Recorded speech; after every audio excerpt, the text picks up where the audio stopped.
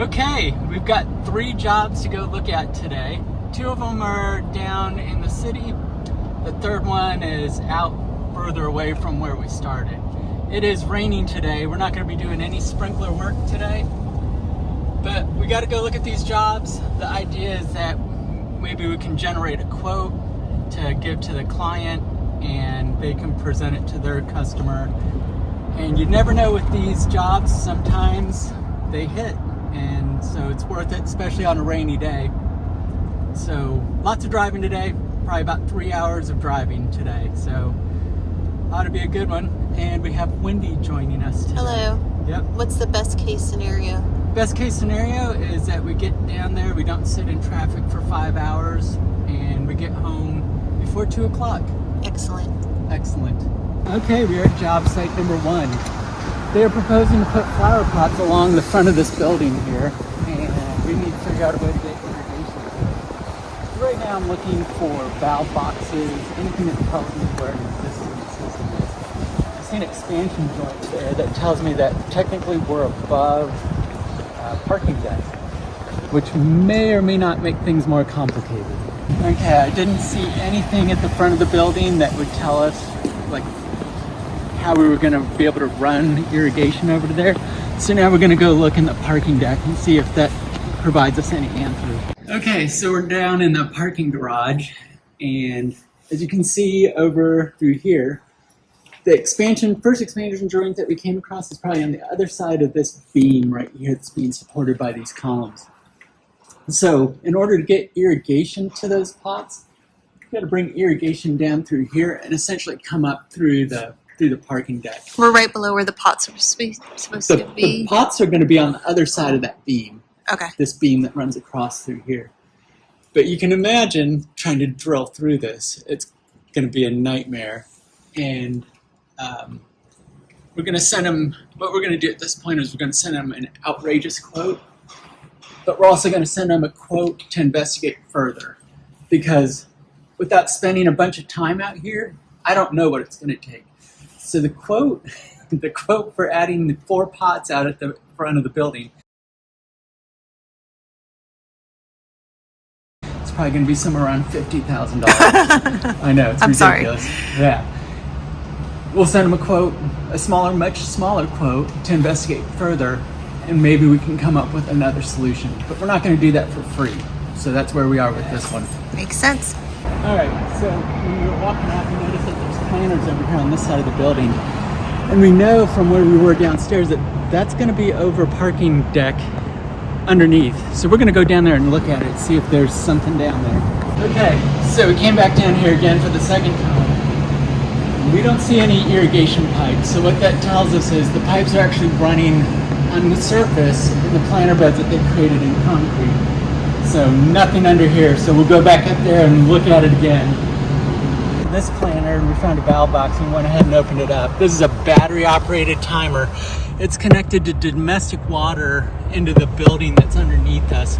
And you can see right here, the pipe is broken, so this is not functional. So it looks like all their irrigation main line, all the valves, everything's out here in this strip between the street and the actual building. It's going to make it very difficult to get water to the front of the building because we essentially have to tap in over here, run lateral lines all the way to there. That would include saw cutting, concrete, and creating channels and everything else. It's going to be pretty rough. High dollar. High dollar for sure. I had to go to the bathroom.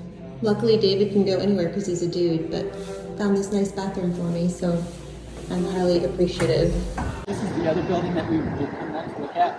When I looked at the pictures, I thought this was a channel drain running through here. And if it was, it's possible that I would have been able to run pipe through the channel drain. But it's not. It's an expansion joint. I can't touch that.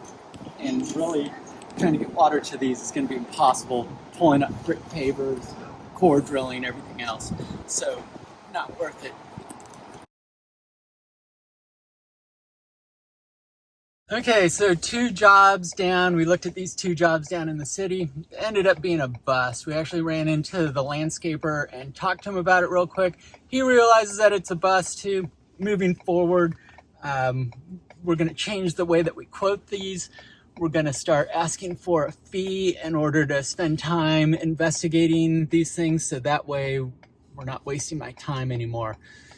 Wendy got a chance to get out into the world and see the city in a way that she's never seen it before. Parking garages, empty office buildings. Fascinating.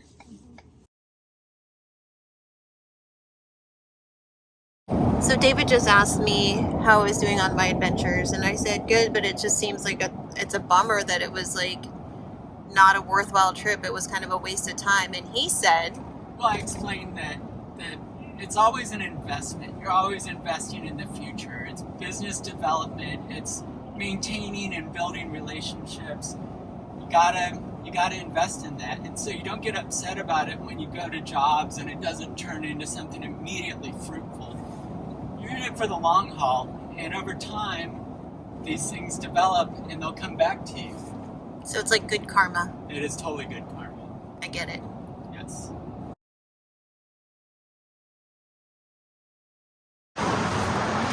Okay, this is the water source. You can see there is no backflow preventer.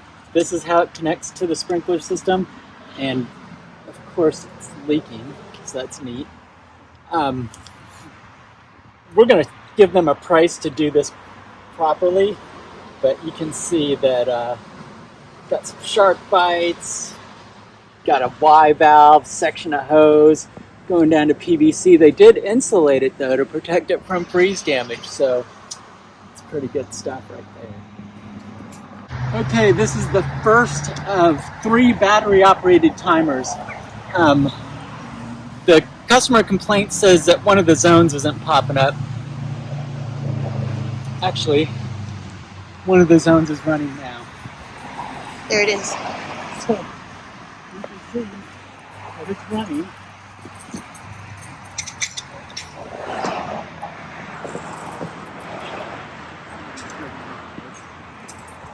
Somebody drove over it. Yeah, it's all crushed.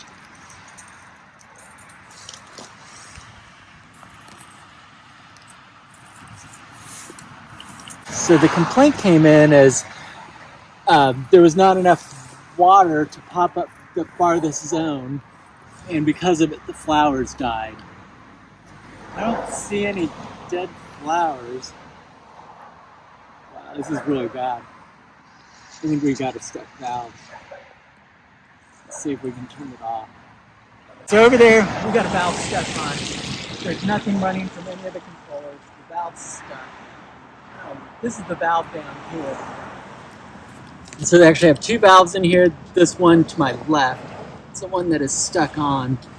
And I'm gonna go ahead and shut it off for right now, so we can test everything else. It might just be a bad solenoid. So we're gonna do a test real quick to see what that is. Figured it out. When this valve box got ran over by a car,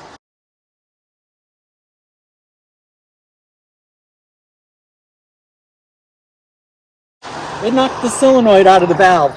So you can see that water is being bled off right here out of the solenoid. That's telling the valve to come on.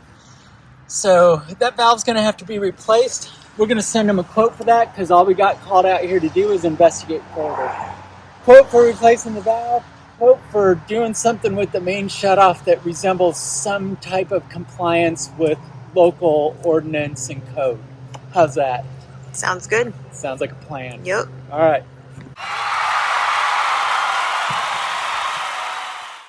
Okay, we are back at the job that we were at last week. I've got the valve box dug up. I've got to rebuild that valve. It's a DC latching solenoid. I got a new one set up, ready to go here. That's the battery operated timer. I'm getting over a stomach bug and don't feel like talking, so we're just gonna snap, and it'll be done. Okay, go. Thank you.